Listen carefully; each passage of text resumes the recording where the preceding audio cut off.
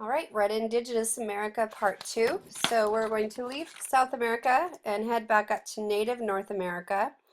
And this is the latest area to be occupied. So it did not have a long period of time to advance as compared to the Mesoamericas and the South Americas. There are fewer plants and animals in North America that were easily domesticated.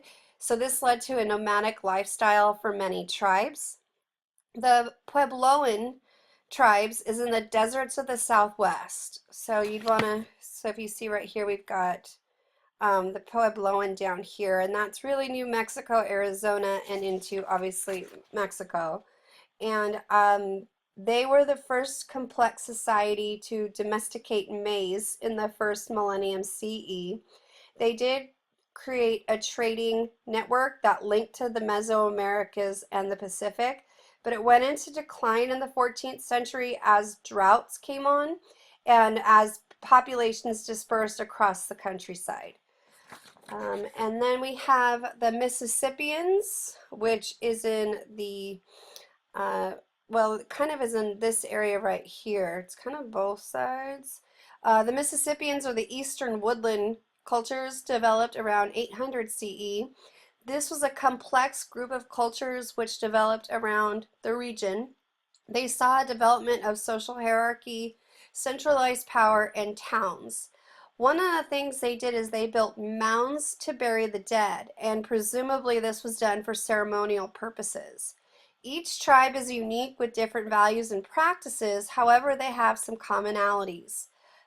They had harmony with nature and a oneness with animals or common beliefs. They had community cohesion and a great respect for elders as its key. They had a shamanic leadership, and participation in large rituals such as sun dances are common. Because of that, audience members are normally the entire community group, although sometimes art would be restricted because it was sacred or based on political nature. All right, now that changes with the colonization by the Europeans. Colonization by different European groups of Catholics or Protestant religions lays under the modern political situations for the Native American civilizations and groups. They're easily defeated because the Europeans, not only did they have the superior weaponry, including steel armor, swords, and firearms, they also brought with them horses, which aided them in battle and had a very different view on fighting. Many cultures fought to capture for the Native Americans, and then they would use them as slaves or sacrificial victims, but Europeans fought to kill, and because of that difference, it was just a different way of fighting. There was persecution, obviously, but really genocide is going to happen, and the marginalization of the Native American population shapes the current identity, and it shapes the arts. In North America, disease and genocide reduced the native population as much as 90% by the Common Era. Well, our Common Era. Okay, moving on to, oh, there's the colonization by Europeans. Okay, art summary. Now, it varies in content, but some of the things that we see similar is that they have the 5 directions of the cosmos. There is north, south, west, east, and the center. The materials that they use, there's a high value on animal materials such as feathers, bone carvings, and hide paintings. There's an incorporation of trade materials including precious stones, shells, and in the case of the native North Americans, imported beads and machine-made cloth. For style, it focuses on essence rather than trying to recreate what the object actually looks like. And then the function of their art, in many ways, it has to do with utility, how it's useful, rather than how it looks. Also, much of the art is considered to contain and or transfer a life force rather than simply represent an image. And then much of the art is participatory and active rather than simply being made for a passive viewing. And then for the culture-specific style summary, Mesoamerican style for architecture oriented to the sacred mountains and the celestial phenomena. So sacred sites are renovated and enlarged over the centuries, resulting in large architectural complexes. Plazas were typical for large ritual gatherings. They mostly used stone and then post and lintel construction techniques, often faced with large relief sculptures and painted in bright colors. Emphasize the large masses which filled the outdoor spaces. Okay, I'll go back to that in a sec. Um, and then also the relief sculptures mostly focused on the glorification of rulers or the depiction of the cosmic realms, including a shamanic transformation or visions and depictions of other realms.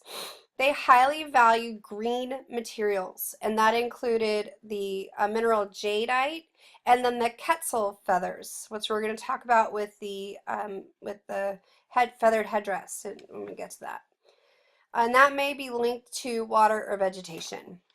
For the Andean environment, so now we're, remember this is modern day Peru and Chile, this is due to the environment, and many materials are only accessible through trade networks, and hierarchy was placed on the value of certain materials.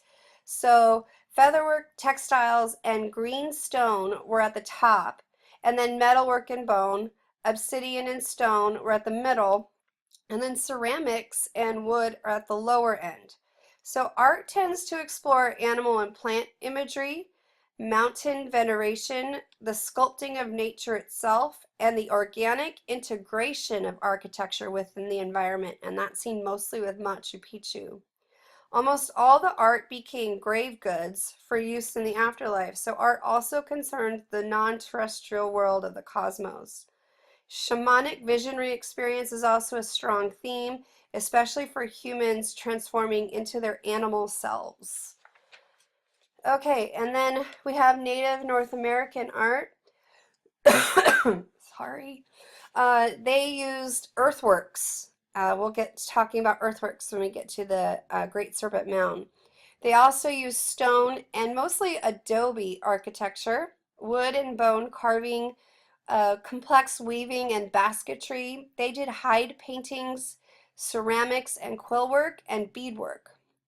They used geometric patterning and images of mythic and shamanic figures along with animals. That was seen often.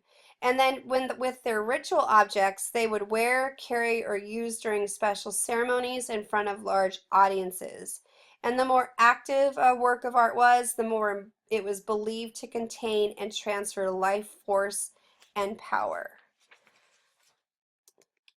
Okay, we're done um, with the background and with art style summary. So we will move on to our next piece in just a minute.